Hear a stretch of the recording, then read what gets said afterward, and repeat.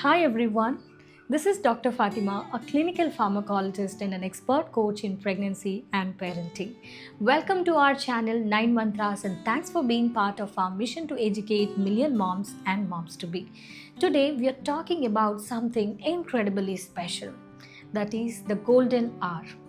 No, it's just not the latest trendy latte, it's the magical first 60 minutes right after your baby is born. Do you know why the first hour is called golden hour? What makes the first milk so special and nutrient rich? And have you ever heard of foremilk and hindmilk? And varying composition of milk? To know all this, watch this video till the end. Okay, without any further delay, let's dive in. So, what is the golden hour? The golden hour is that precious time immediately after birth when your baby is placed skin to skin on your chest. It is a crucial period for bonding, breastfeeding initiation, and your baby's transition to the outside world. And why is this so important? The skin to skin contact releases hormone called oxytocin, the love hormone for you and for your baby, which helps in bonding. This also regulates your baby's temperature, breathing, and heart rate. Skin to skin contact supports your baby's immune system. It reduces stress for your little one as they adjust to the life outside the womb.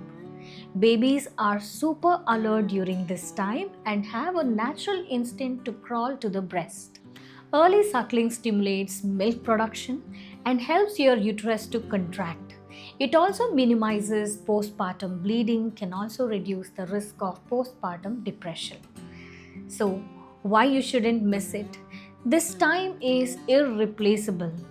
You can't get it back later. It sets the stage for successful breastfeeding and bonding. How can you make it happen? Include it in your birth plan. Communicate your wishes clearly with your healthcare team. Ask for delayed cord clamping if in case possible. Now let's discuss on some important aspects of colostrum. The first fluid your breast produces in the first few days after birth.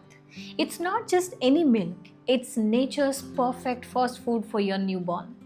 Colostrum is typically thick and golden yellow in color. Don't worry if you are producing in small amount, that is quite normal. Your baby only needs about a teaspoonful at each feed. In the beginning, your baby may want to feed quite often. They can expect feeding every 1 hourly.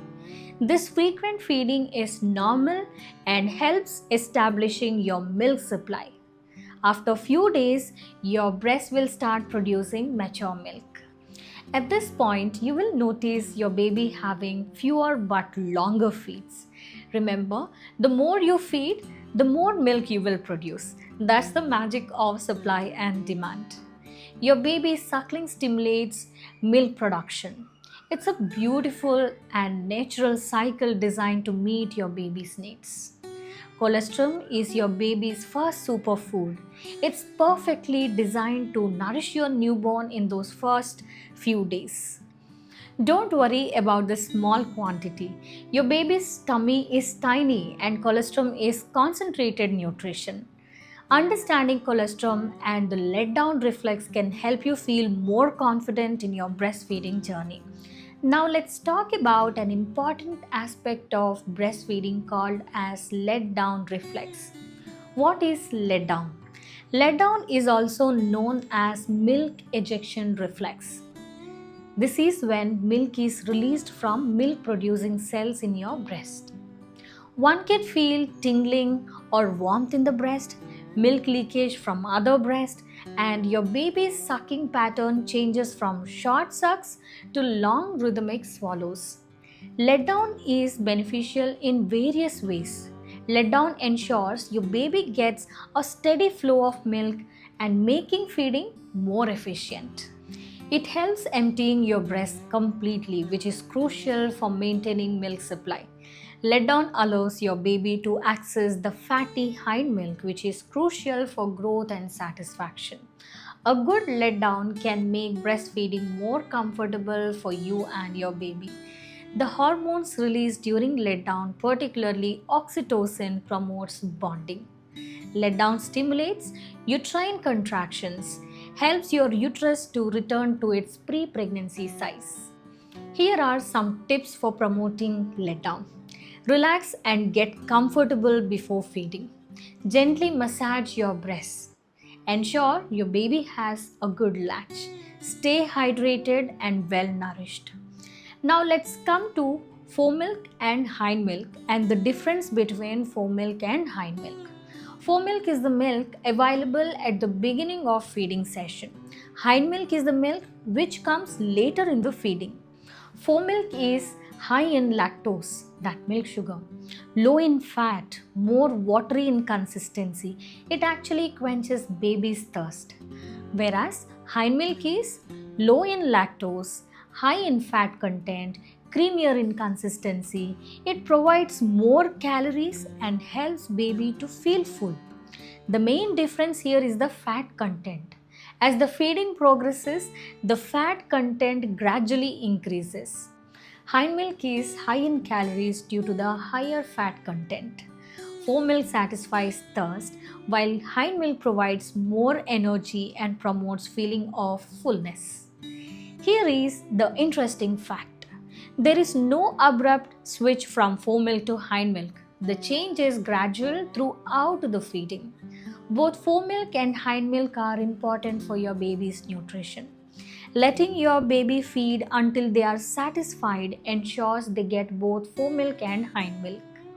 The composition can vary based on factors like time of the day, your diet, and your baby's age. I've got few tips for balanced feeding. Allow your baby to fully empty one breast before offering the other. Alternate starting breast for each feeding session. Don't limit feeding time unless advised by your pediatrician. Remember, your body produces a perfect mix of foremilk and hindmilk for your baby. Trust your body and your baby's cues. Understanding the composition of your breast milk can help you feel more confident in breastfeeding journey. From the golden colostrum to the balanced mix of foremilk and hindmilk, your body provides exactly what your baby needs. If you have got any concerns about your baby's feeding or growth, just go ahead and consult your pediatrician or a lactation specialist. That's all for today's detailed look at breast milk composition. If you found this helpful, please like and subscribe. Share your thoughts or questions in the comments below. It's time for some interesting questions that have been asked by people to me. Is colostrum enough for my newborn? Yes. Colostrum is sufficient for most healthy full-term newborns in the first few days of life. Despite its small volume, about 1 to 4 spoons per feeding, it's highly concentrated and matches the tiny capacity of newborn stomach. How does the composition of breast milk change over time? Breast milk composition evolves to meet the changing needs of your growing infant. First 5 days, you see colostrum, which is high in protein, growth factors, and immunological components. 5 to 14 days, you get to see transitional milk, which is more in volume, fat, and lactose content. After 14 days, you get to see mature milk with stable composition but still varies slightly based on the time of the day, maternal diet, and infant's age. And the last question. Is it necessary to switch breast during feeding to ensure that baby gets both foremilk and hindmilk? It's generally recommended to allow baby to finish one breast before offering the other. This ensures baby receives a balance of foremilk and hindmilk. Switching too quickly might result baby getting mostly foremilk from both the breasts, which potentially leads to imbalanced nutrition. I just wanted to speak practical. Sometimes medical needs take priority, and that's okay. If you can't have your golden hour immediately, skin to skin contact is beneficial anytime. That's all for today. Thanks for tuning in. If you found this video helpful, don't forget to give it a thumbs up. Share with your friends and subscribe to our channel for more tips and advices. Remember, your support helps us create more content like this. See you in my next video. Till then, stay healthy and take care.